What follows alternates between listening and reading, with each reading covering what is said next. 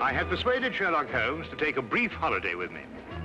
As we rumbled through the countryside, it was a comforting thought indeed that for a while anyway, there would be no desperate men at the door of our flat in Baker Street, no life and death cases to solve. Ahead were 4 whole days as suspended and happily uneventful as this train trip.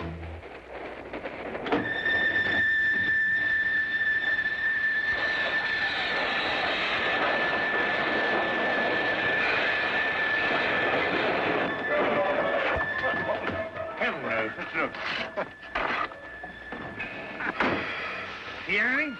Not a thing. Well, I hope we haven't heard anything. We must be doing 30 miles an hour. Oh, we're doing more than that, I think, Watson. I thought you were asleep, Holmes. Well, not really. I was thinking about that Parkinson axe murder. You know, that unfortunate business in South Africa. And I was wondering... what? You are on holiday. Oh, yes. Yes, of course. Quite right, Watson. Quite right. Mr. Holmes?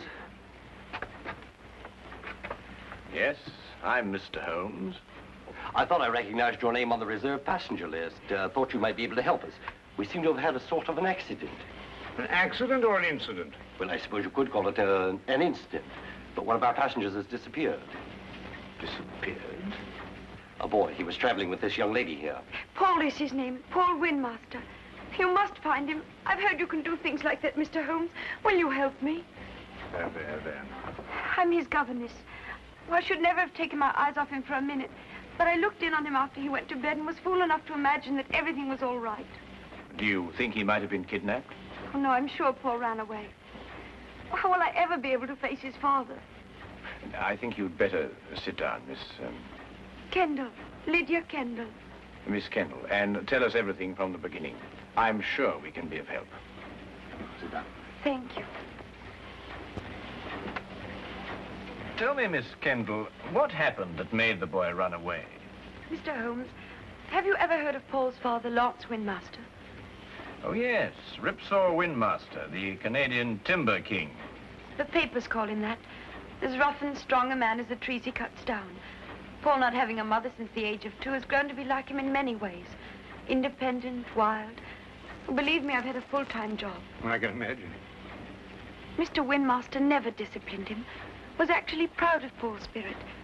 Until one day, rather suddenly, it struck him that he was bringing the boy up improperly. You asked me what caused the boy to run away. It was just that. And yesterday, when I went out to fetch Paul, I began to see the first signs of what was about to happen.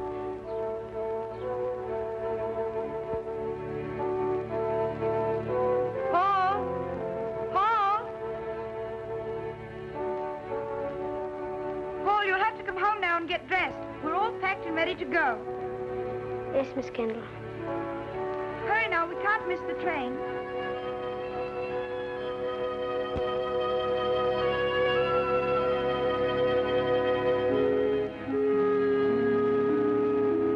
Now, when you arrive at the school, you'll take the boy directly to the headmaster. He's received a full letter of instructions from me, and... Oh, there you are, Paul. Your Uncle Cecil's just arrived to say goodbye to you.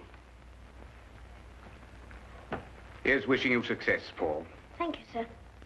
You'll be taught to be a gentleman. Something which, your mother forgive me, I failed to do. Yes, Father. What have you got there? White mice. White? Now look here, Paul. You certainly don't intend to take them to school with you. Well, I can't leave them here. Nobody would look after them. Now that's foolish. Nobody really cares about white mice here, except me. Well, you can give them back to whoever gave you them. You mean Coco? Who? Coco the clown. I'm afraid I introduced him to Coco the day I took him to the circus. They've become rather good friends. Well, I couldn't give them back. He gave them to me as a gift. Paul, I don't care what you do with them, but you can take them with you, and that's final. All right. Leave them here, then. Good boy. Well, you and Miss Kendall had better be off. Well, what's the matter? I don't want to go to school. What? You didn't go to school? Why should I? Times were different when I was young. You don't know what you're saying. I have my horse and my white mice, and Coco and I are supposed to meet next week. You can't run wild all your life. You'll grow up to be a savage. But Lydia could teach me everything I need to know right here. Miss Kendall isn't a teacher. She's a governess. She knows as much as anyone. Now listen to me, Paul.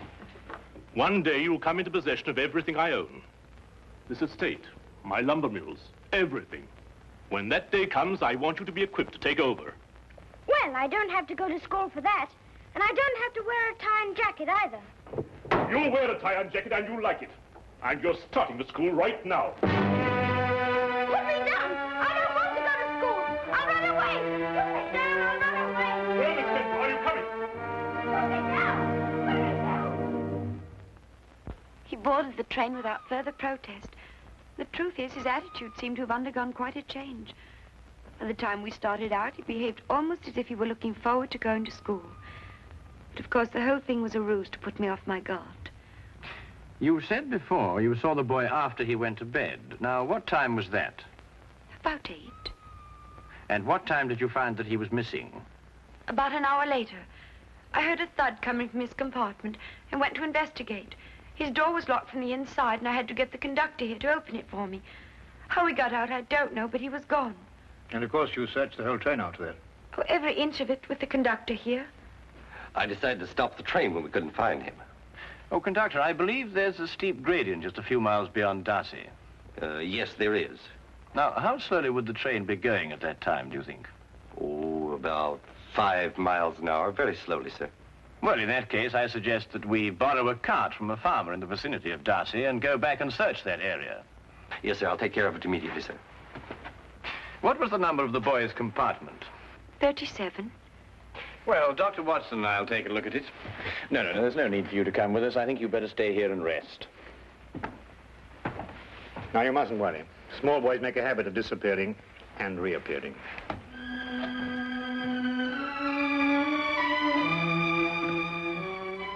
Oh, I hope so. I hope so.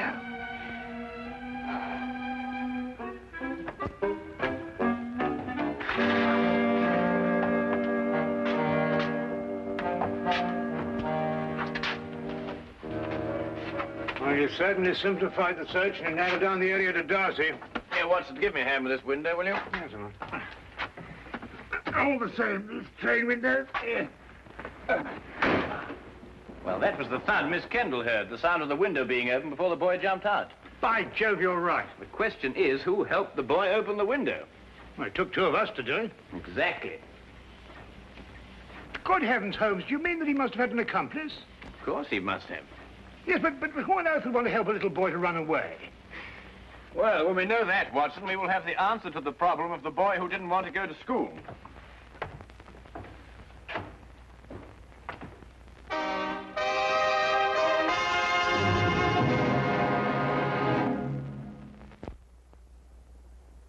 And now we return to the case of the night train riddle.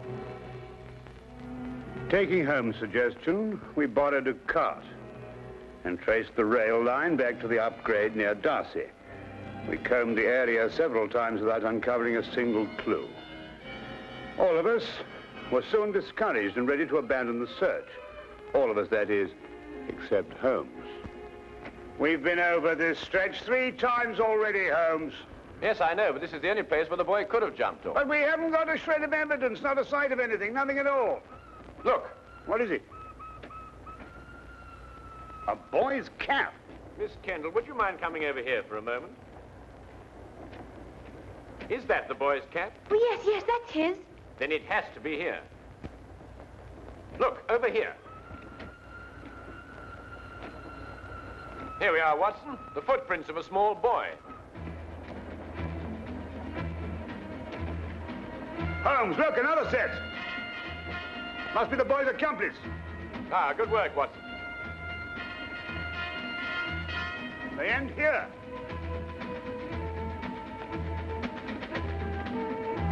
Then it's quite clear what happened. Not to me. Well, they obviously boarded another train, a local, I imagine, traveling in the same direction as we were. We do pull alongside a local here, Mr. Holmes, the up train from Royal Minster. Well, how can they do that? Change trains in midstream, so to speak. Well, obviously, Watson, if both trains were traveling slowly enough. They do. It's possible, entirely possible, Mr. Holmes. Conductor, I think you'd better telegraph ahead and have them stop that train. Yes, sir. Do you think they'll find him, Mr. Holmes? Well, we are near enough to the truth, Miss Kendall, not to have to speculate anymore. We will soon know.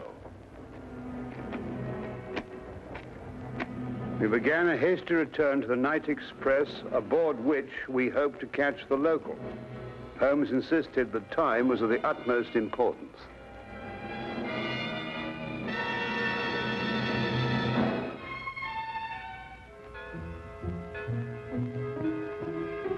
Paul. Pardon? I'm sorry. I thought to another boy. Perhaps the next compartment. Well, this is the last one, miss. You held out so much hope, Mr. Holmes. How many stops did the train make before Darcy? 3, same as usual. Did you notice a boy get out of one of them? Not that I remember. There was a boy. I talked with him. He got off with his father at Manborough. Are you sure? Yes, there was that pair. Blimey, I clean forgot. What did the father look like? Medium-sized, grey hair, ordinary face. Wait, I noticed when I inspected his ticket there was something about his fingertips. They were red. Red? Yeah. I thought it was strange at the time. That's most observant of you, conductor. That proves it, Watson. Holmes, do you know who he is? Of course. Coco the Clown. Coco the Clown? He was the boy's friend. But more than that, there's the red fingertips. The significance of which completely escapes me. Rouge, Watson, the same kind of clown uses. He was evidently in a great hurry to catch the train. He didn't have time to remove it all. Oh, if you're only right, Mr. Holmes. And unless I miss my guess, we'll find them both in Manborough now.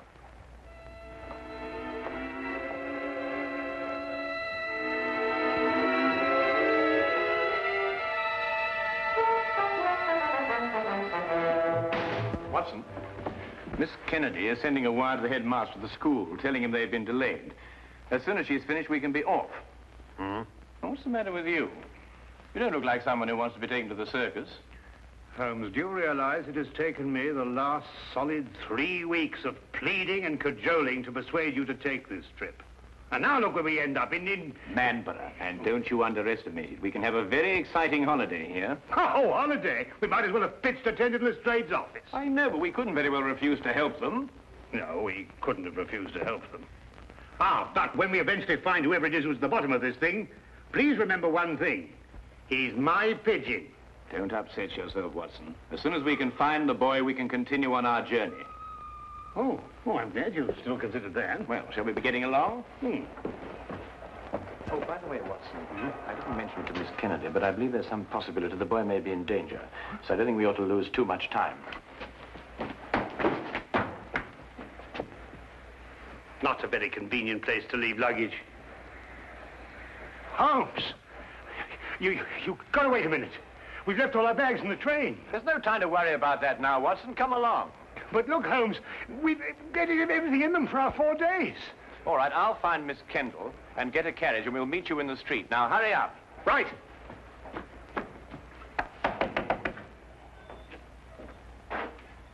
Could you tell me if the night express has gone yet? He had to switch back to the main line. I wondered if it was still in the yard somewhere. I'm awfully sorry, sir. You must have the wrong town. No, I know where I am. I'm in Manborough. Right you are, sir. But the night express doesn't stop in Marlborough. Never has. Except once. But confound it, man, I know it stops here. Oh, no, sir. The only time the night express ever stopped in Marlborough was in the summer of '88. A wheel fell off the locomotive. Right out front here it happened. It stopped all right that night. Now, look here, this is urgent. I happen to know the night express stops here because I got off the thing at this station. Now, will you kindly go and find out if it's still here? Well, I have to go down to the yard area. In about 5 minutes, I'll ask the signal box. 5 minutes? Oh, never mind. Watson, come along. The carriage is waiting. But...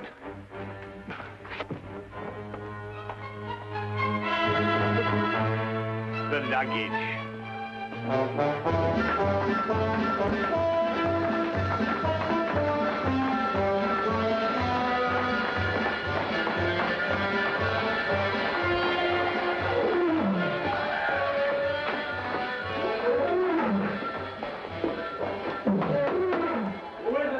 Cecil, open up.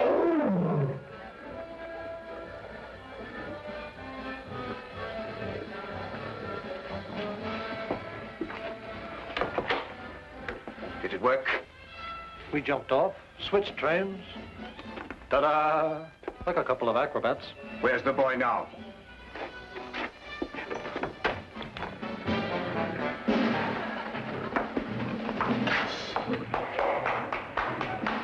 Exactly where I want him.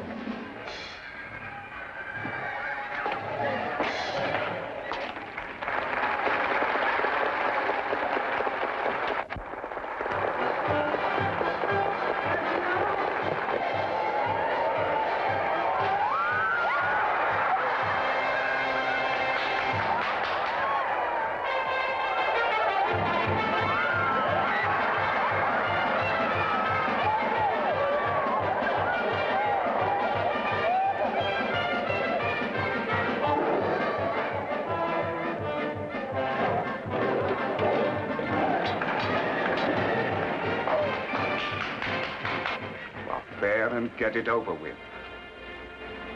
I was waiting for a down payment. How much? £100 should do it.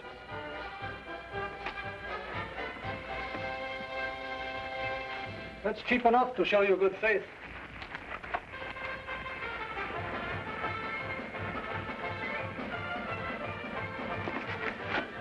I'll expect the rest when I finished.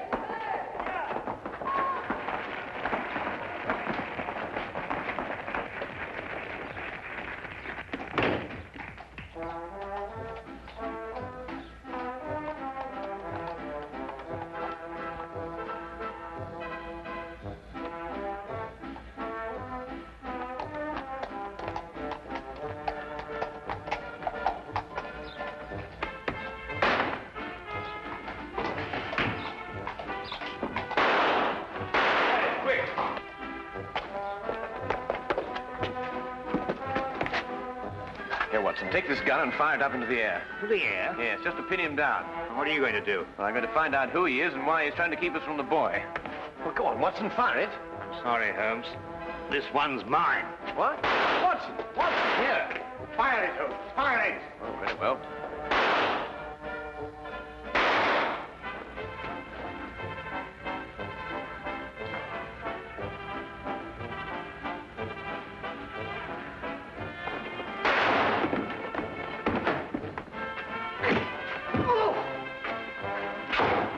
Come along, Miss Kendall.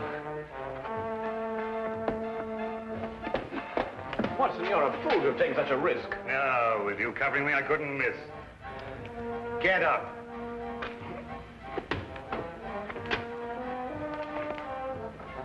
It's Mr. Windmaster's brother. Oh, Uncle Cecil.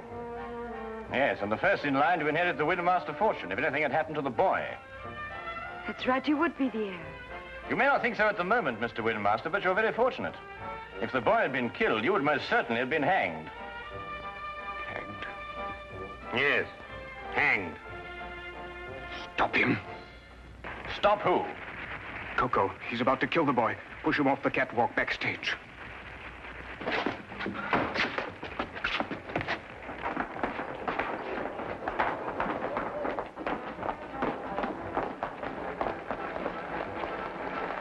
Up there.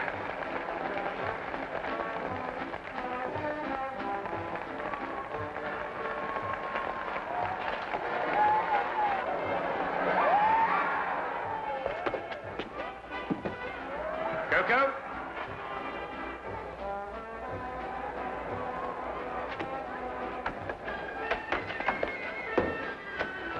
Don't come any closer. I'm coming down.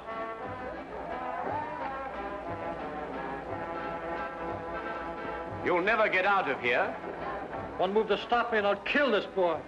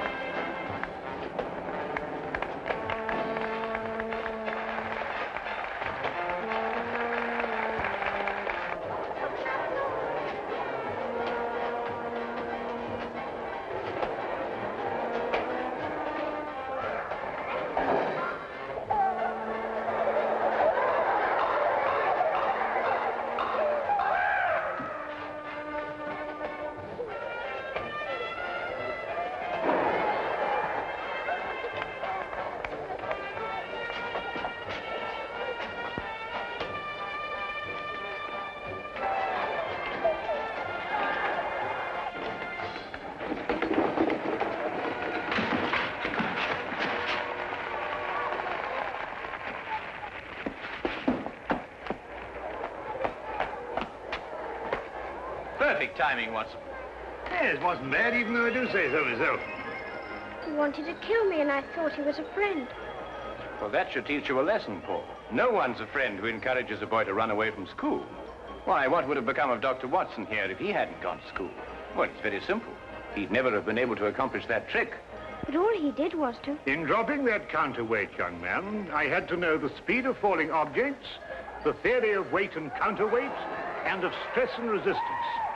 Now, if I hadn't studied physics, there's no telling what might have happened to you. I never thought of that. No, of course not. Well, just you think of it from now on.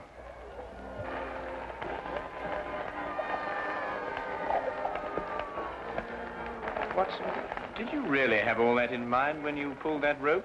Oh, every bit of it, of course. Oh, did you? Uh-huh. Come on, you. And you.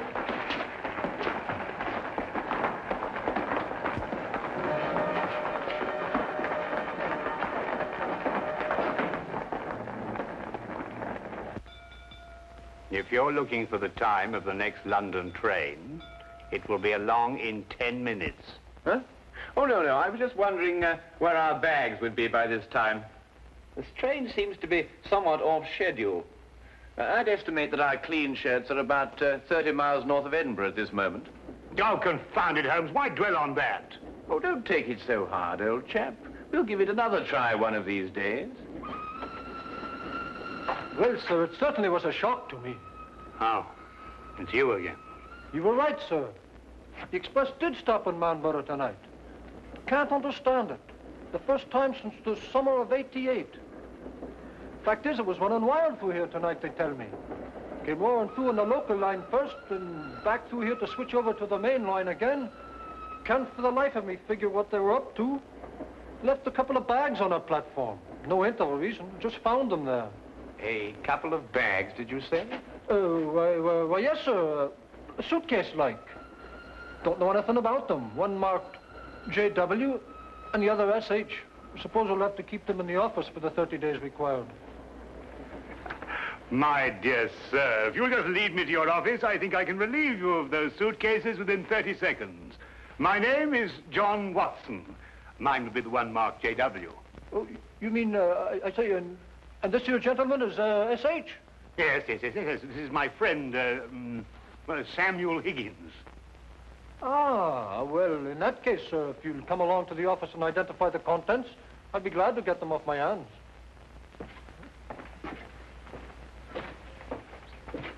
Samuel Higgins? Yes. You see, we have 3 whole days left. And I'm quite sure that nobody will want to interfere with the holiday of Samuel Higgins.